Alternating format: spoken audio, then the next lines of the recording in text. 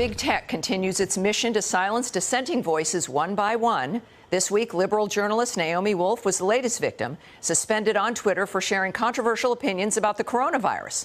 Journalist Glenn Greenwald called out the tech giant's free speech crackdown, tweeting, quote, "There's a virtual industry of operatives funded by the Atlantic Council, which in turn is funded by Gulf state despots and U.S. intel agencies and NATO governments, whose purpose is to demand the internet be purged of anyone dissenting from their orthodoxies."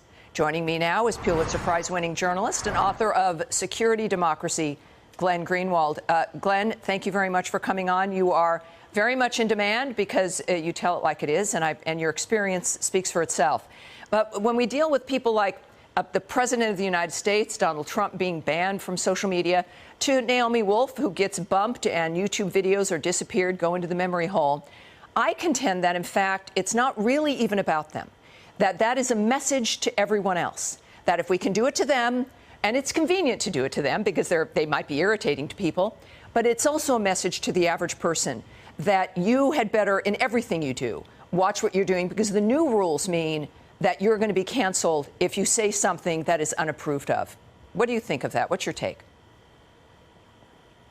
Yeah, absolutely agree. I think that sometimes this gets cast as an ideological war against the right, and I don't really think that's quite correct. Obviously, conservatives do bear the brunt in the United States of online censorship, but I think it's much more about barring anybody from questioning the pieties of the ruling class elite. There are a lot of people on the left who are anti-establishment who also get banned. Naomi Wolf is no conservative at all. And the really interesting thing, Tammy, that I think is worth noting is that when Donald Trump was banned by Facebook and Twitter, a lot of world leaders, including ones who don't feel very positive about Trump, like Angela Merkel and Emmanuel Macron and the left-wing president of Mexico, condemned that banning and warned that if tech giants work with the government to ban whoever they want, democracy is imperiled. And I think that's the right message that lots of people around the world see, except for journalists in the United States. You know, it's interesting with your tweet going through, right, the global establishment having an interest in this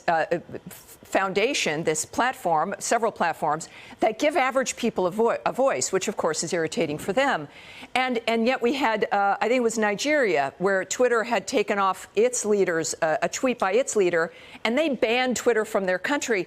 It's as though Twitter is being treated like a separate sovereign nation because of its impact across so many boards and governments having to respond to what is an American company, a publicly held American company, but needing to deal with it like it's a country. Do you see it that way? Because there's a point where the only solution seems to be to make this a utility in a way here in America to stop the nature of this octopus from enveloping everything. Yeah, that's exactly right. You know, I'm against censorship in all cases, but if you have a government that's censoring, that's democratically accountable, you can vote those people out of office, you can influence what it is that they're doing. With tech corporations, they have no democratic accountability at all. They can do whatever they want, and because they're monopolistic entities, they're starting to control and police our public discourse. And the other aspect that I think is very alarming is that it's oftentimes not even these corporations like Facebook and Twitter and Google that are doing it. They're doing it at the behest of governments. There are now Democratic Party hearings all the time demanding they censor more.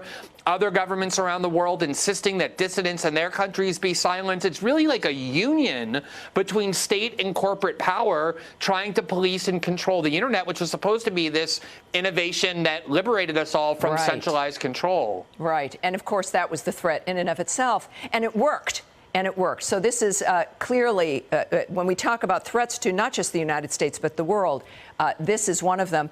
We don't have an administration now, I think it's safe to say, that has the courage to stand up to it, but we will soon. Thank you, Glenn. Thanks for joining me. I appreciate it. Great stuff.